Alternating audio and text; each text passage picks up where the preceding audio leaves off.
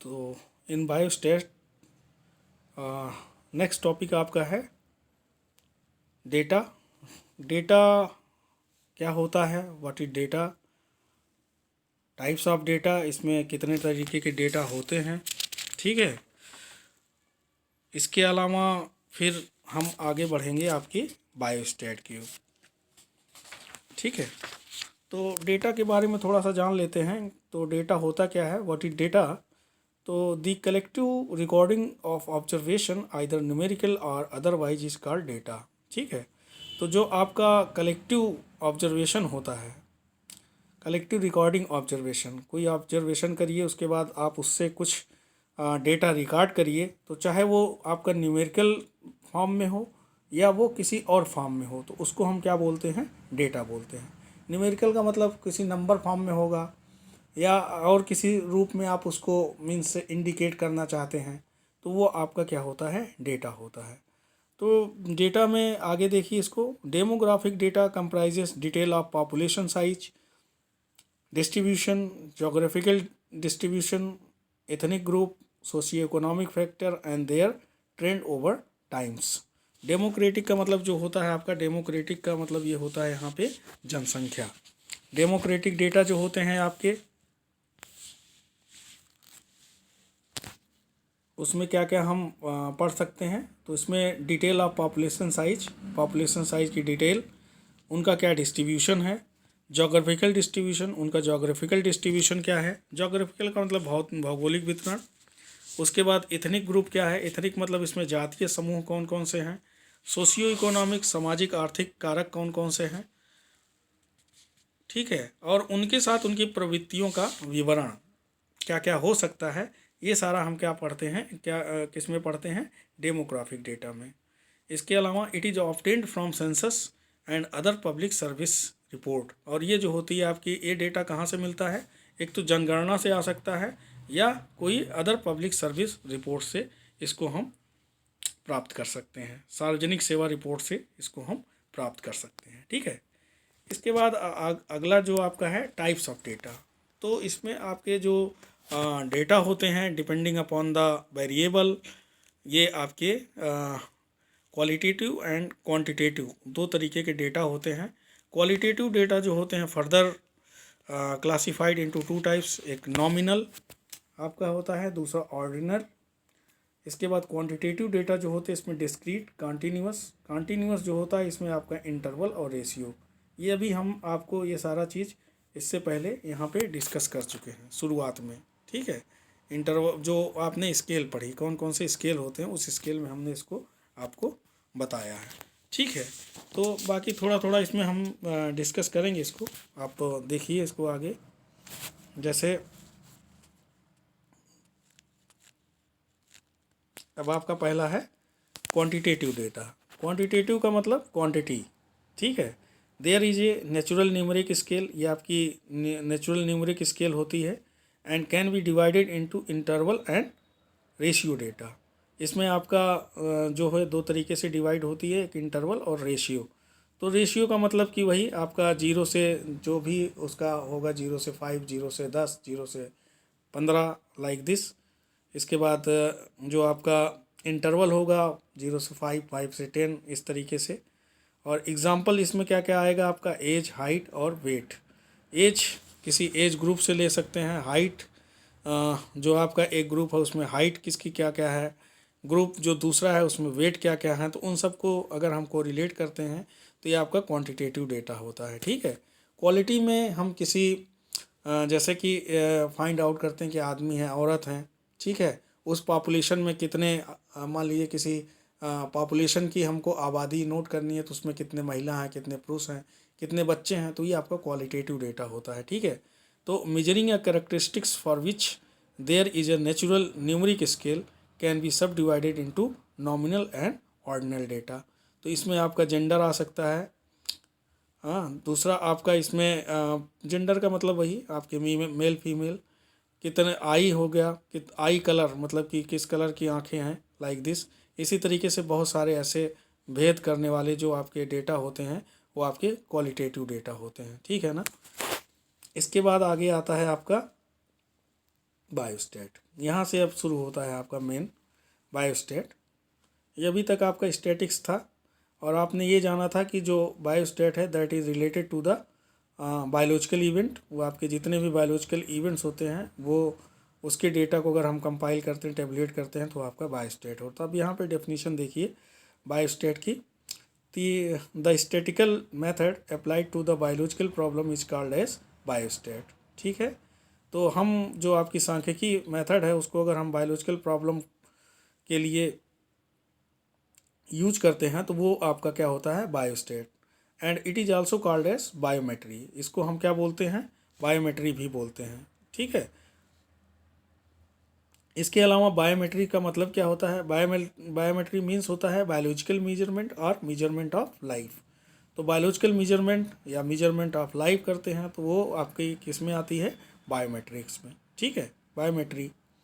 इसके अलावा statistical methods जो होते हैं आपके, कौन कौन से ऐसे मेथड हैं जिससे हम ये बायोस्टैटिक्स की स्टडी कर सकते हैं। तो मेथड ऑफ स्टैटिस्टिकल, तो इसमें सबसे पहले देखिए एक वैज्ञानिक थे, इन्होंने Croxton and Gordon said statistical method means the collection, presentation, analysis and interpretation of numerical data.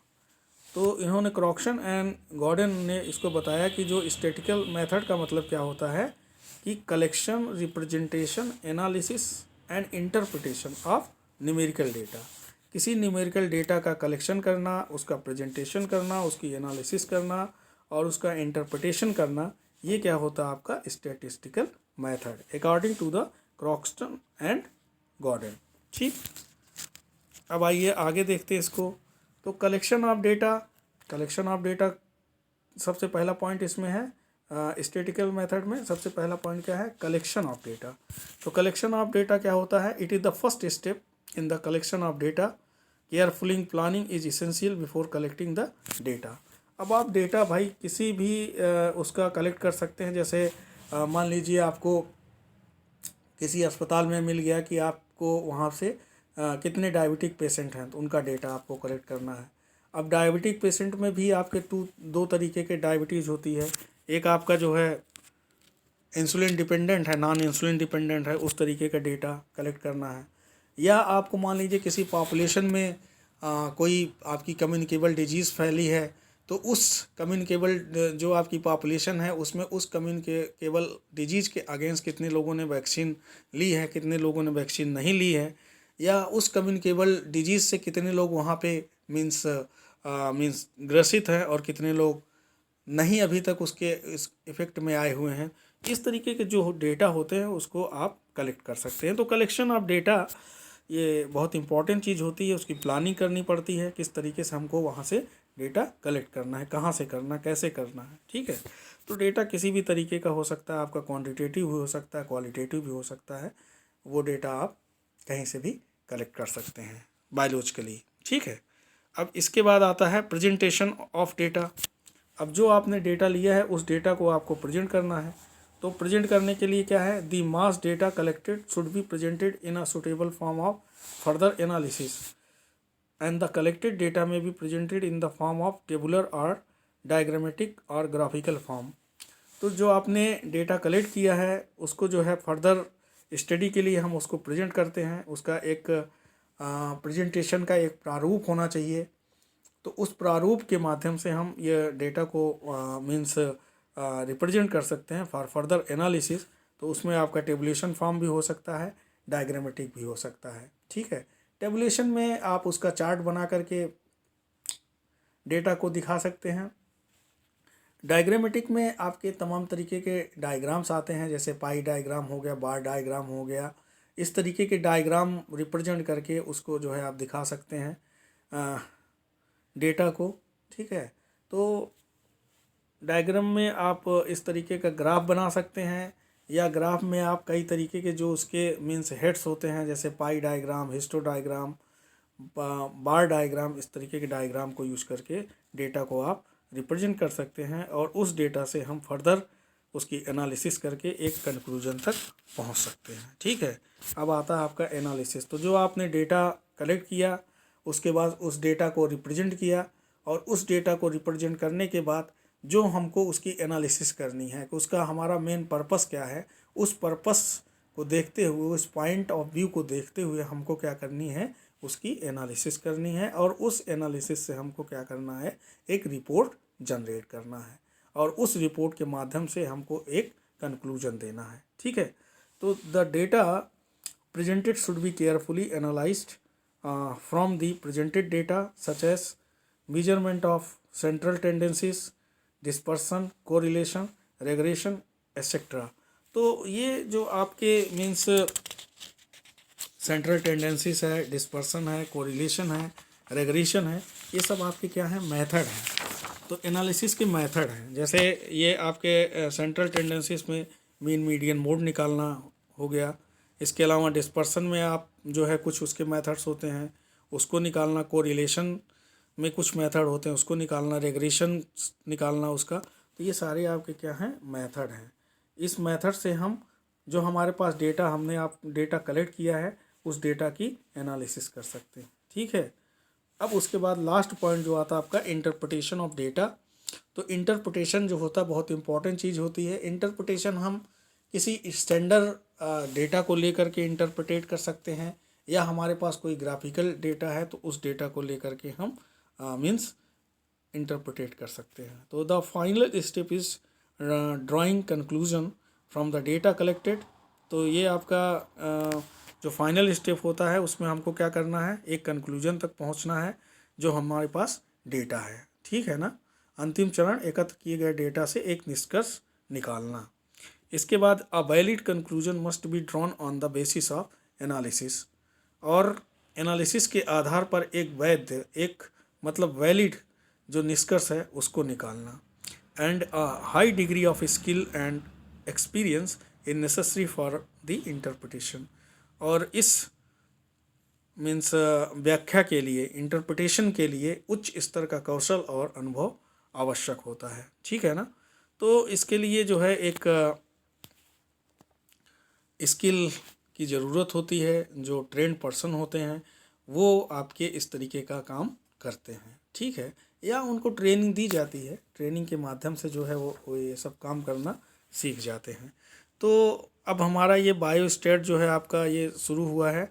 तो आज हमने ये देखा कि बायोस्टैट में हम करते क्या हैं और स्टैटिस्टिकल मेथड कौन कौन से हैं। बायोस्टैट अगर हम पढ़ रहे हैं तो किस मेथड से हम डेटा को कलेक्ट कर सकते हैं और उसमें हम कौन कौन सा काम करते हैं। तो बायोस्टैट हो गया और बायोस्टैटिक्स के जो मेथड हैं, तो इसमें सबसे पहले कलेक्शन ऑफ डेटा, डेटा को कलेक्ट करना, प्रेजेंटेशन ऑफ डेटा, डेटा को प्रेजेंट करना फॉर फर्दर एनालिसिस, और जो आपके पास डेटा है उससे एनालिसिस करके एक निष्कर्ष तक पहुंचना।